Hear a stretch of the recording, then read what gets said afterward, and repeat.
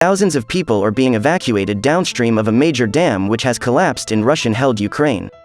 President Volodymyr Zelensky said 80 towns and villages may be flooded after the destruction of the dam at Nova Kakhovka, which he blamed on Russia. Water is surging down the Dnipro River, and is said to pose a catastrophic flooding risk to the city of Kherson. Russia has denied destroying the dam, which it controls, instead blaming Ukrainian shelling. Neither Ukraine nor Russia's claim has been verified by the BBC.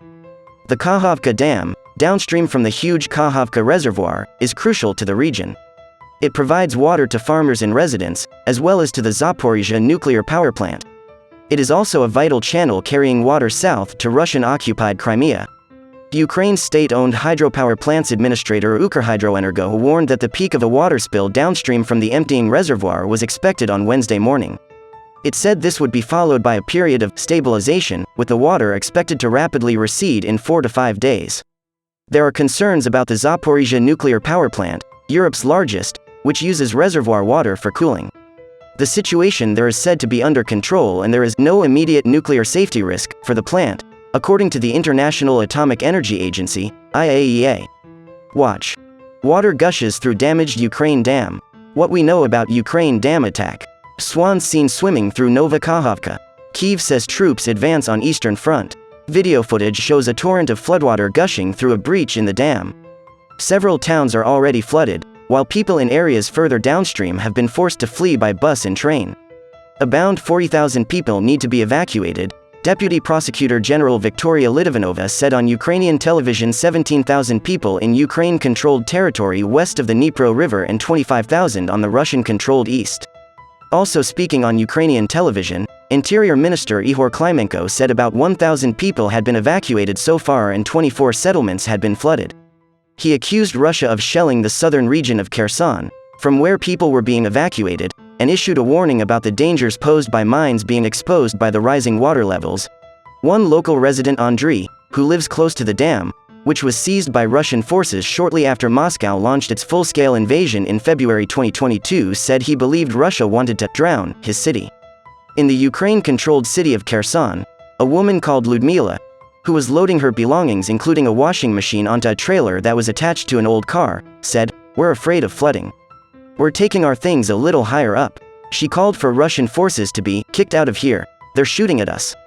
They're flooding us or doing something else." Another resident of the city, Serhiy, said he feared everything is going to die here. "All the living creatures and people will be flooded out," he said, gesturing at nearby houses and gardens. On the Russian-seized riverbank of Nova Kakhovka, the Moscow-installed mayor Vladimir Leontiev said the city was underwater and 900 people had been evacuated. He said 53 evacuation buses were being sent by the authorities to take people from the city and 2 other settlements nearby to safety. Water levels had risen to over 11 meters, 36 feet, and some residents had been taken to hospital, he added. The small town of Oleshki was also heavily flooded, Kremlin-appointed officials said. The Kazkova Dubrova Zoo on the Russian-held riverbank had been completely flooded and all 300 animals were dead, it said in a post on its Facebook page. It is not yet clear what caused the breach in the dam in the early hours of Tuesday, but Ukraine's military intelligence has accused Russia of deliberately blowing it up. This seems plausible, as Moscow may have feared that Ukrainian forces would use the road over the dam to advance into Russian-held territory, as part of their counter-offensive. For Russia, anxious to defend conquered territory in southern Ukraine, the dam represented an obvious problem. Just as Ukrainian forces attacked road and rail bridges further downstream last autumn in a successful effort to isolate Russian forces in and around Kherson, Russia may have decided to destroy the dam to hold up Ukraine's counter-offensive, which it fears could come from multiple directions. However, a Russian official claims Ukraine carried out the attack on the dam to detract from what they said were the failures of its counter-offensive and to deprive Crimea, Ukraine's southern peninsula illegally annexed by Russia in 2014, of fresh water. A major Ukrainian push has long been expected. Kyiv has said it would not give advance warning of its start, but a recent increase in military activity is being seen as a fresh sign that the counter-offensive may have begun. On Tuesday evening, President Zelensky said the dam destruction would not stop Ukraine. "We will still liberate all our land," he said in a video address. Earlier in the day, Mr. Zelensky held an urgent meeting of the country's Security and Defense Council to discuss the issue. On Monday, Ukraine's Deputy Defense Minister Hanna Maliar said Ukrainian forces had advanced around the epicenter of hostilities in Bakhmut, but did not say whether the counter-offensive had begun. Bakhmut has for months been at the heart of fierce fighting. It has little strategic value, but is important symbolically both for Kyiv and Moscow. Yuri Sak, an advisor to Ukraine's Ministry of Defense, told the BBC Radio 4's Today program that phone intercepts suggest Russia wants to target more dams. They're actually calling to blow up more dams on the Dnipro River, he said. Ukraine has branded the attack on the dam ecocide, and said that 150 tons of engine oil has spilled into the Dnipro River. Ukrhydroenergo said a power station linked to the dam had been completely destroyed.